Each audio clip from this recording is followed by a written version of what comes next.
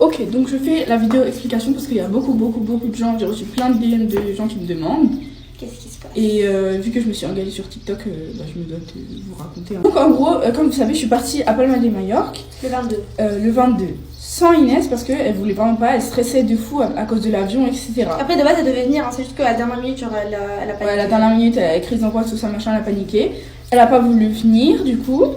Mais elle m'a dit vas-y quand même et tout, t'inquiète pas, amuse-toi, machin, parce que c'était une surprise de base, c'était une surprise pour moi.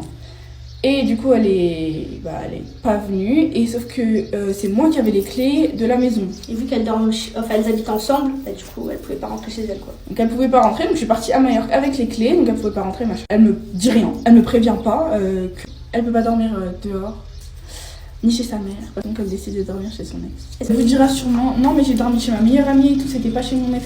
Sauf qu'en fait, le truc c'est que sa meilleure amie, c'est genre la sœur de son ex, et que c'est genre... Sœur meilleure amie. C'est vraiment deux sœurs meilleures amies qui se quittent jamais. Elles sont tout le temps ensemble. Avant, elles faisaient des sorties à 3 et tout. Donc elle sait très bien qu'elles sont tout le temps ensemble en fait. Donc, elle sait très bien que je suis une personne sensible, très sensible, je suis hyper sensible quoi. Que je suis très jalouse aussi. En tous les cas, elle sait très bien que je suis comme ça et elle a osé me sortir, mais je savais pas que ça allait t'impacter autant.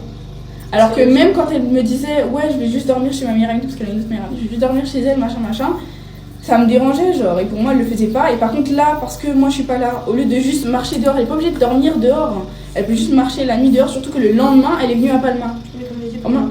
Voilà, elle pouvait prendre un hôtel, effectivement. Une nuit d'hôtel, c'est pas très cher. Elle peut pas obligée de prendre un hôtel 5 étoiles, je sais pas quoi. Tu peux prendre une étoile, c'est juste pour dormir une fois. Tu pouvais juste marcher, genre faire comme une sorte de nuit blanche à Paris, genre ça va.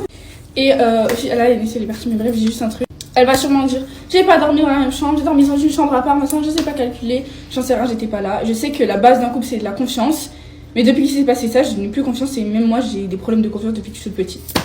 Le pire c'est que moi je suis une personne effectivement comme a dit Anaïs qui fait beaucoup de films, qui pense beaucoup. Donc moi je me demande si elle a pas fait exprès de faire sa petite crise d'angoisse, elle a pas fait une crise d'angoisse, hein, elle était juste stressée.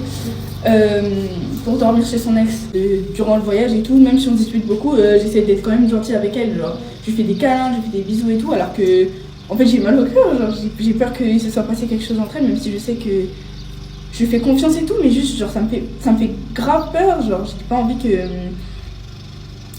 je sais pas quoi me dire parce que je sais pas ce qui s'est passé, j'étais pas là, c'est ça qui me tue en fait, c'est que j'étais vraiment pas là, genre je veux pas savoir ce qui se passe.